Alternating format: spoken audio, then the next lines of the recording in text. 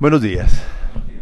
Sesiona la Sala Primera Civil de Decisión del Tribunal Superior de Bogotá para llevar a cabo la audiencia de sustentación y fallo dentro del recurso de apelación que se interpuso contra sentencia proferida por el Juzgado Sexto Civil del Circuito en el proceso que adelanta la sociedad Extreme Solutions SAS contra Alma Sair Limitada y otra sociedad. Quienes comparecen, por favor, se identifiquen. Muy buenos días, señores magistrados, muy buenos días a todos los miembros de la sala. Mi nombre es Sandra Yadira Busto Rodríguez, actúo como apoderada de la parte demandante de Strength Solution, representada por el señor Juan Carlos Matiz. Muchas gracias. Buenos días, señores magistrados. Mi nombre es Juan Carlos Matiz y soy el representante legal de Extreme Solutions, la empresa demandante. Buenos días, señores magistrados. Liborio Belalcázar, represento a la sociedad demandada Alma Sair Limitada. Muy amable, abogado. Dejamos constancia de que no se ha hecho presente nadie que represente los intereses de la sociedad Intercarga Limitada o Intercarga SAS, razón por la cual acometemos directamente el tema de la audiencia. Lo primero que voy a advertir es que la parte demandada allegó un escrito donde planteaba una nulidad. En este punto le recuerdo, señor abogado, que de conformidad con el artículo 328 del Código General del Proceso, las nulidades procesales deberán alegarse durante la audiencia. Por eso no es correcto allegar documentos escritos previos a la audiencia pidiendo nulidades, porque expresamente la norma dice que debe ser en audiencia en forma oral. Por tanto, ese escrito no lo puedo tener en cuenta, pero le concedo el uso de la palabra si usted considera que debe hacer algún planteamiento sobre el particular. Señor magistrado, muchas gracias. En representación de la sociedad Alma Sair Limitada, deseo poner de presente a los señores magistrados la existencia de una nulidad de pleno derecho que afecta pruebas estructurales del proceso por violación del derecho fundamental del debido proceso de la parte demandada. Esas pruebas que vienen afectadas de nulidad de pleno derecho son pruebas que sirvieron de base tanto para el poder, para la demanda y para la sentencia. ¿De qué se trata? Se trata de los documentos que están obrantes a los folios 20 y 21 del proceso,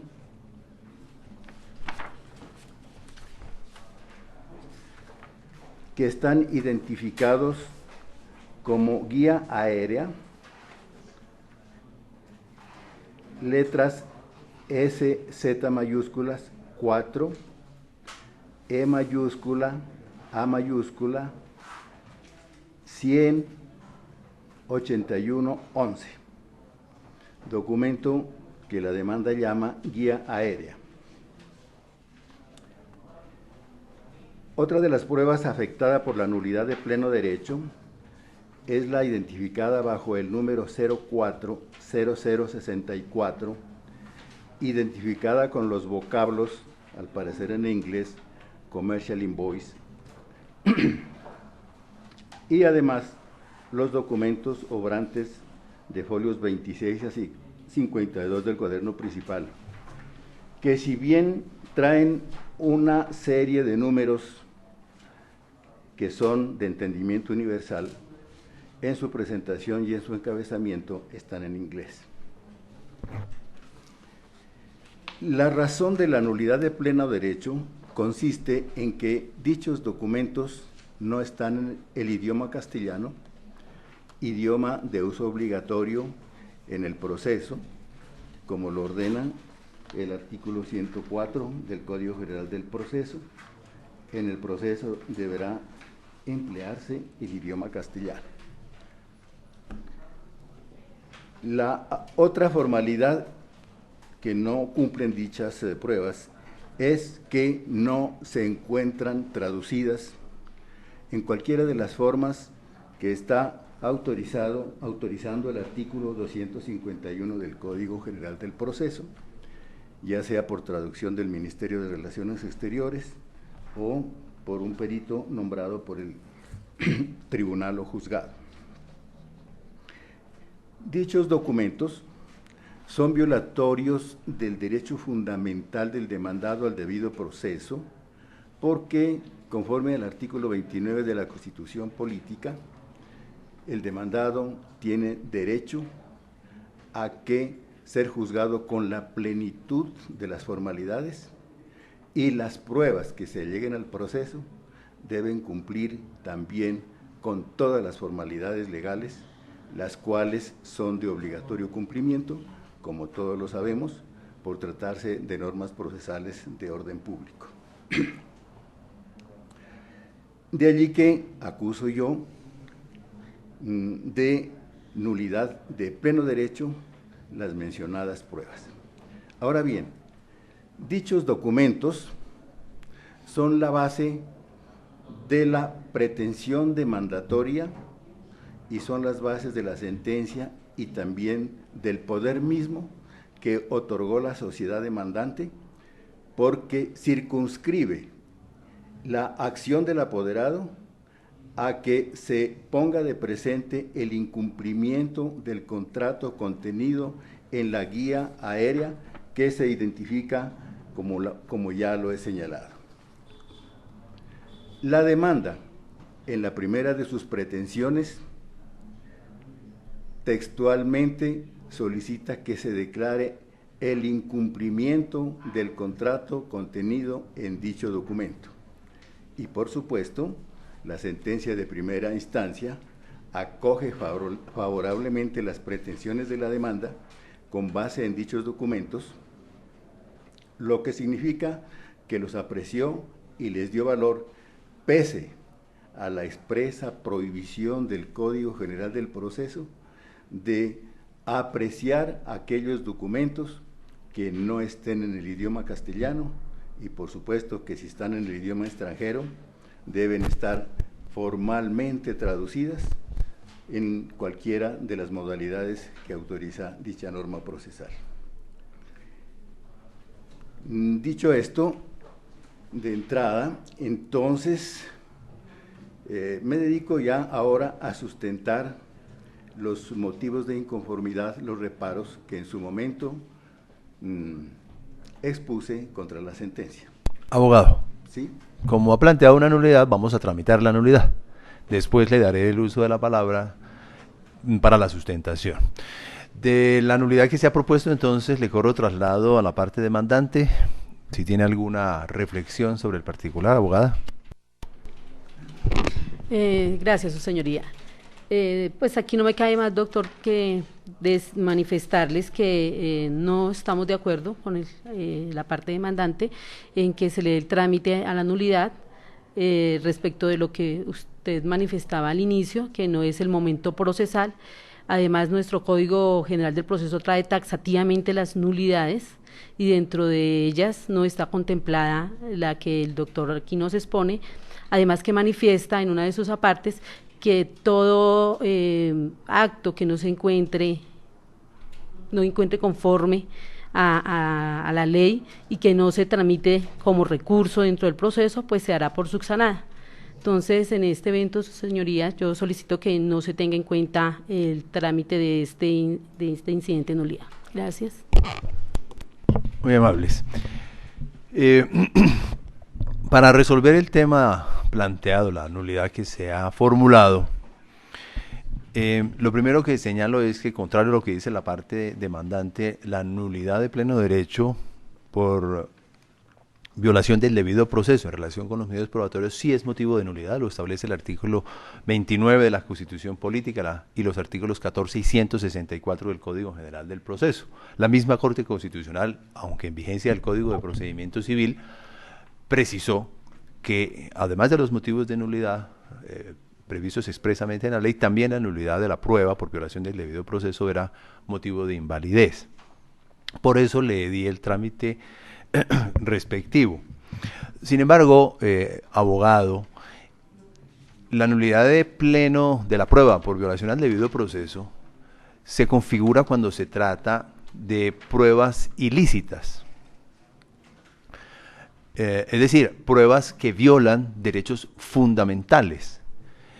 Y en este caso no se da esa hipótesis prevista en la Constitución y en la ley, porque en el régimen procesal nuestro no es descartable la aportación de documentos en idioma extranjero. El legislador autoriza la aportación como prueba de documentos que estén en otro idioma. Lo único que establece el artículo 251 del Código General del Proceso es que para poder apreciarlos es necesario que obre la correspondiente traducción efectuada por un intérprete oficial. Pero el cumplimiento o no de esa exigencia relativa a la traducción es cuestión que se tendrá en cuenta en el momento de valoración de la prueba, no en el momento de aportación de la prueba. Por eso es que no es por correcto decir que una prueba o un documento aportado en idioma extranjero es ilícito, y mucho menos que la prueba es nula, porque si el mismo legislador autorizó aportarla, solo que para apreciarla debe traducirse, entonces no podría afirmarse su invalidez. Pero además me permito precisarle que en la demanda no se está solicitando el incumplimiento del contrato de transporte. Aunque es cierto que los documentos que usted refiere están aportados en idioma extranjero, la pretensión de la demanda no es el incumplimiento del contrato de transporte, sino del contrato de depósito. Por esa razón, entonces, le niego la nulidad que usted ha planteado, sin perjuicio de la valoración que debe hacer el tribunal sobre esos documentos en el momento de dictar sentencia. La decisión se notifica en estrados.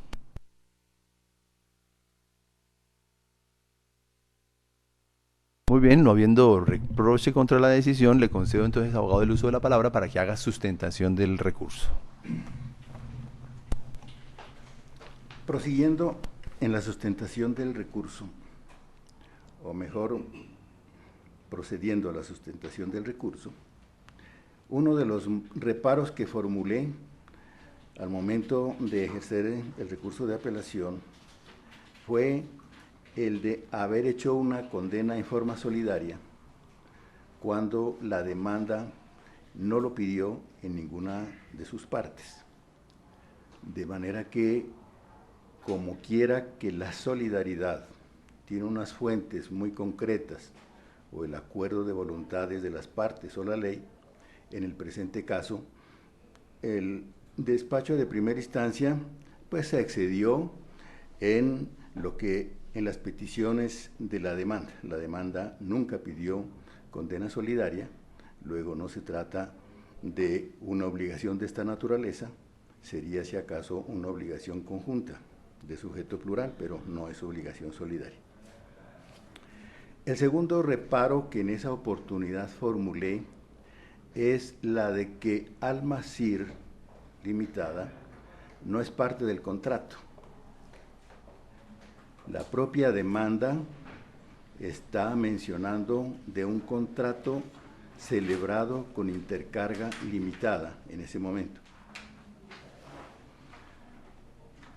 Y por supuesto, Almacir no intervino para nada en ese contrato. En algún momento, Almacir presentó una cuenta de cobro a los importadores, pero como bien lo sabemos, el hecho de cobrar no implica necesariamente ser parte de la obligación, porque puede cobrar personalmente el acreedor, o sus herederos, o sus causavientes, o una persona diputada para el pago. De manera que, dijéramos, intervenir en la parte final de la obligación, que es el cumplimiento de esta, no conlleva necesariamente la adhesión a un contrato y mucho menos la intervención en la formación de ese contrato.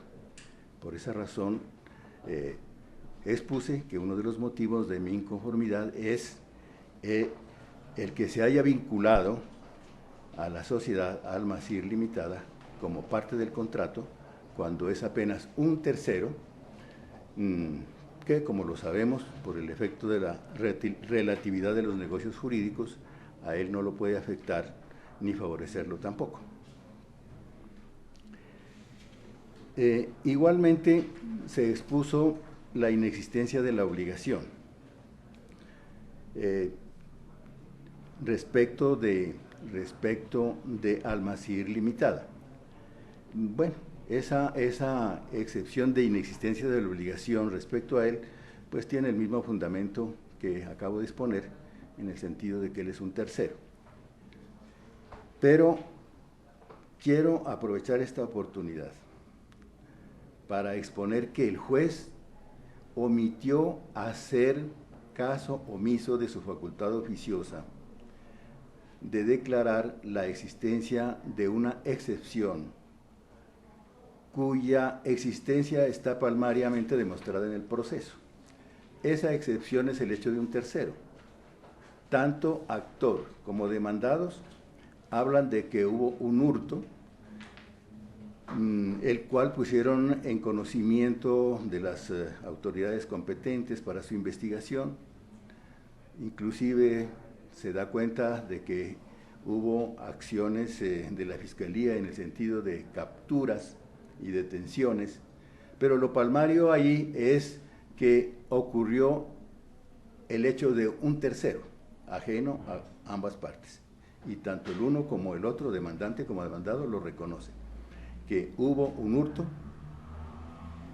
y que ese hurto fue puesto en conocimiento de las autoridades competentes, y de esa manera estimo yo que el juez debió hacer uso de su facultad oficiosa para declarar que allí había el hecho de un tercero que, por supuesto, exime de responsabilidad al demandado. Esa es mi intervención, señores magistrados. Muy amable, abogado. Para la réplica le concedo el uso de la palabra. Gracias, su señoría. Inicialmente, doctor, de acuerdo a los reparos que hace la parte demandada, manifiesto al respecto de que Almacedair sí hacía parte del contrato, toda vez que Strength Solutions le confió a Almacedair y a Intercarga, le dio su confianza para que hicieran los documentos legales y trámites legales para nacionalizar la mercancía, y depositó con él su confianza de traer pues los celulares. Ya cuando el cabo del tiempo ya se iba a hacer Juan Carlos iba a recoger su mercancía, antes de eso pues ya lo llaman para comentarle que se perdió la mercancía, que se la robaron. Lo que dice el doctor Liborio en su argumento, que su cliente manifiesta, interpone la denuncia ante la Fiscalía, manifestando que efectivamente la mercancía se encontraba en su poder, en sus bodegas, que no sabe exactamente cuándo le hurtaron, que en un inventario que se hizo se dio cuenta de que faltaba la mercancía y que hizo la correspondiente denuncia. Pero a Strength Solutions nadie le respondió hasta el día de hoy por esa mercancía. No sabemos si hubo una póliza, pero pues no sabemos el trámite que se le dio a la póliza. En la contestación de la demanda dice que la póliza no se cumplió, no la pagaron, no la tuvieron en cuenta, porque uno de los ítems era que no fue en forma violenta el hurto, entonces por eso pues no se pagó. Entonces, pero ellos sí, Almacedair sí les pidió una factura cobrándole el almacenamiento a Strength Solutions, y después tuvo que pagar. Se robaron 423 celulares, quedaron 197, de los cuales él le tocó cancelarlos al Mercedair directamente. Entonces, su señoría, yo considero que efectivamente sí hay una relación contractual, tanto con Intercarga como al Mercedair, como responsables por la pérdida que se les encomendó de la mercancía y a la cual pues a la fecha nadie responde. Y pues solicito respetuosamente que se confirme la decisión del ACU. Gracias. Muy amable, abogada. Vamos a hacer un receso de 10 minutos, hacer unas deliberaciones. Por favor, nos esperan en la sala para emitir la decisión.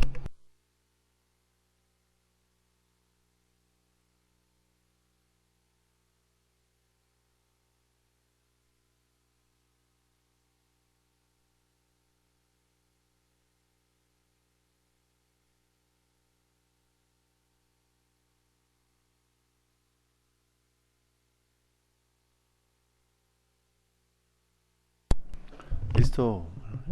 Se reanuda la audiencia. La sentencia se emite en forma oral, razón por la cual no es necesario hacer recuento de antecedentes que ustedes conocen perfectamente. Lo primero que advertimos es que nuestra competencia se circunscribe exclusivamente a la apelación que ha planteado la sociedad Almaceair Limitada, razón por la cual no podemos hacer ningún tipo de comentario o reflexión en relación con la sentencia condenatoria que igualmente condenó a la sociedad de Intercarga SAS, quien no apeló, razón por la cual respecto de ella el caso o la sentencia está firme. Dicho esto, nos ocuparemos de los reparos que han sido sustentados en esta audiencia. El primer reparo concierne a la existencia del contrato de depósito entre la sociedad demandante y Almaceair, que es un tema que debemos analizar en forma preliminar porque concierne a la legitimación en la causa. Lo primero que destacamos es que efectivamente quien en principio depositó las mercancías en la sociedad Almaceair fue el agente de carga internacional, e incluso el representante legal de la parte demandante así lo reconoció en el interrogatorio de parte cuando se le preguntó sobre el particular y efectivamente señaló que no inicialmente, pero después de que me informaron del robo, Almaceair me manda cuenta de cobro por bodejaje por 97 celulares. Además que fue el agente de carga internacional quien hizo el depósito de las mercancías, se deduce incluso de la misma normatividad que gobierna la materia, específicamente el decreto 2685 del 99, modificado por el artículo 9 del decreto 1198 de 2000, en el que se establece, abro comillas, que para efectos aduaneros, la mercancía descargada en puerto o aeropuerto quedará bajo responsabilidad del transportador o del agente de carga internacional, según sea el caso, hasta su entrega al depósito habilitado. Luego es la misma normatividad que de alguna manera impone, si es que la mercancía no se le entrega al declarante o al importador, que se entregue a un depósito habilitado, que fue lo que ocurrió en este caso. Pero que las cosas hayan ocurrido de esa manera no significa que la sociedad demandante no sea la depositante y por consiguiente la parte legitimada para ejercer esta acción de responsabilidad contractual, porque si se miran bien las cosas, Intercarga como agente de carga internacional obró por cuenta y en representación de la sociedad demandante, como lo ha dicho en repetidas ocasiones la jurisprudencia de la Corte Suprema de Justicia, y se desprende de las mismas normas que gobiernan este tipo de gestión de negocios ajenos, específicamente el artículo 1262 del Código de Comercio. En este punto, la Sala quiere resaltar lo que dijo la Corte Suprema sobre la manera como obran los agentes de carga. Dijo la Corte en sentencia de 16 de diciembre de 2000, en el expediente 00012, que, comillas, los agentes de carga realizan una labor de intermediación entre los distintos sujetos que intervienen en la cadena del transporte, evitando así que quien contrata sus servicios tenga que establecer relaciones individuales con cada uno de ellos. Y agregó, su principal función es la de celebrar contratos de transporte por cuenta de su cliente, lo que por regla general realiza de manera representativa. y remató diciendo, comillas, se infiere de lo anterior que en línea de principio el agente de carga no es parte en ninguno de los contratos que celebra en desarrollo de su gestión, puesto si, como quedó dicho, al perfeccionarlos actúa en general en nombre y por cuenta del encargante, es a este y no a aquel, por virtud del fenómeno de la representación, a quien debe considerarse como parte o contratante en tales relaciones negociales. Hasta aquí la cita de la Corte.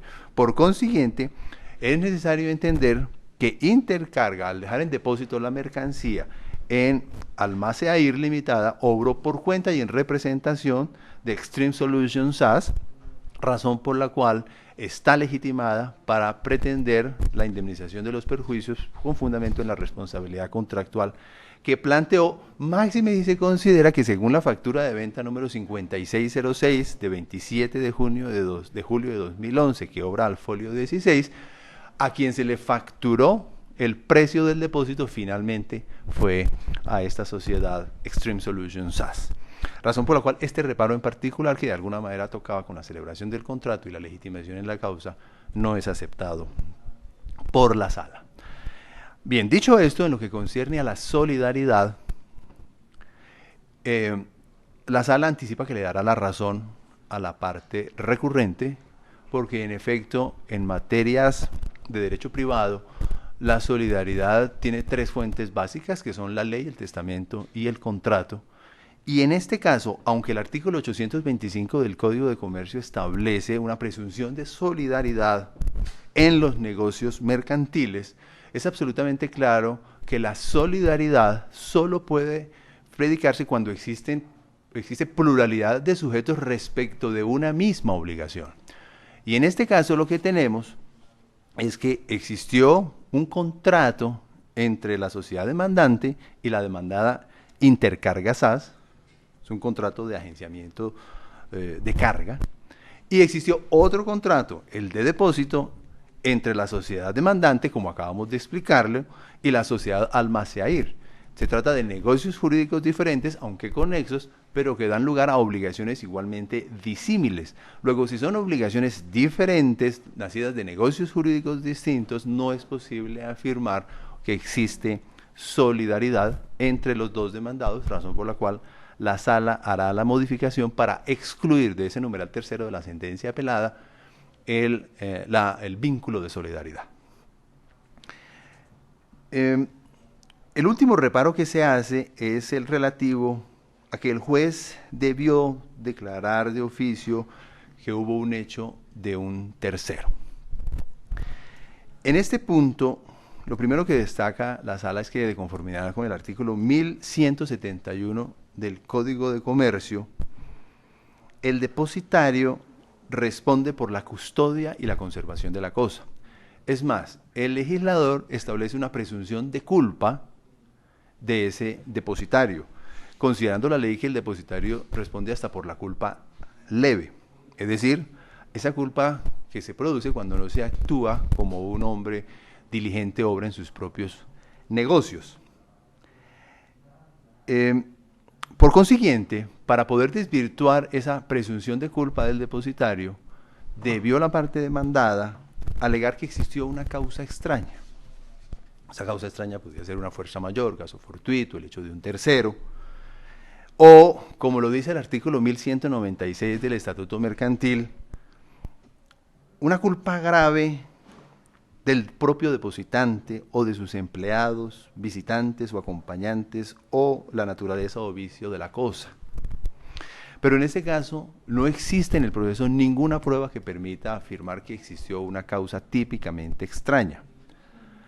Si la obligación fundamental del depositario, en este caso de la sociedad demandada, era la de guardar y custodiar los bienes, no puede la parte demandada invocar la responsabilidad o la culpa de sus propios empleados para tratar de excusar su responsabilidad, porque en rigor, desde el punto de vista de la responsabilidad civil, lo que estaría alegando es un hecho propio, no un hecho ajeno. Que esto es así lo confirma de alguna manera también la jurisprudencia de la Corte Suprema de Justicia, que en fallo de 19 de julio de 1996, en el expediente 4469, sostuvo lo siguiente: comillas, la presunción de culpa que acompaña a quien no ha ejecutado el contrato no se destruye por la simple demostración de la causa del incumplimiento, cuando el hecho así señalado es de los que el deudor está obligado a prever o impedir.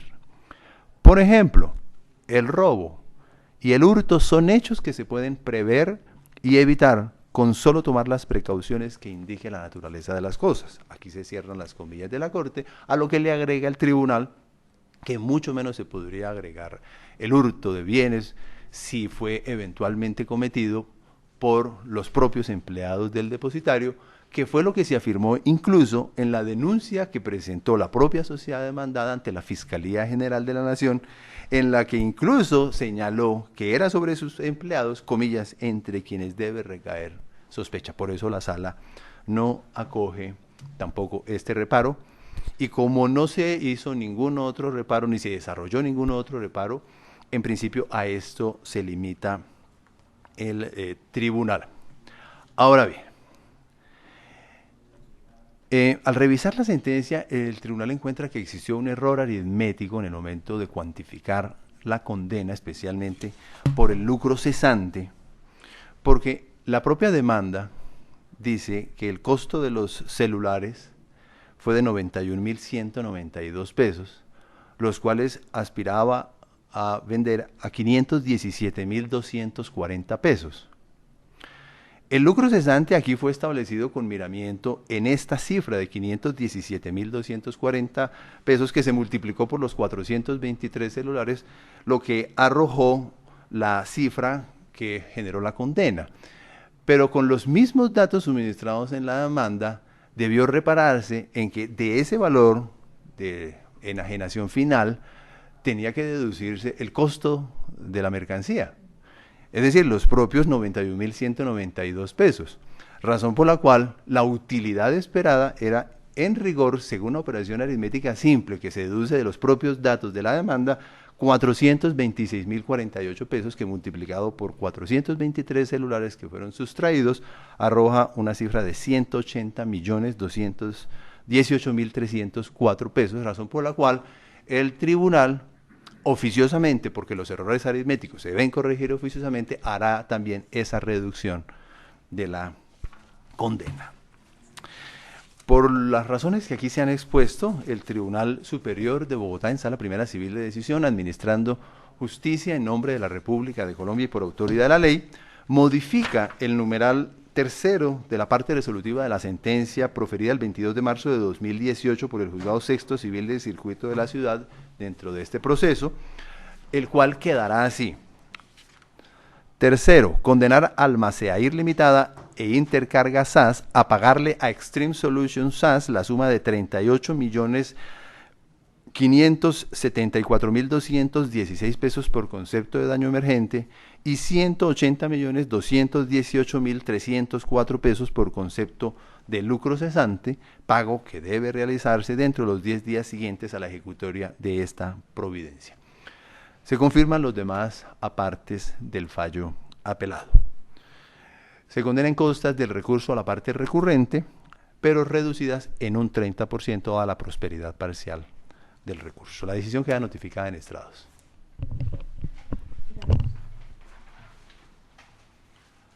Como magistrado sustanciador, fijo la suma de 1.500.000 pesos como agencias en derecho por esta segunda instancia, la que ya incluye la reducción del 30%. Se termina la audiencia.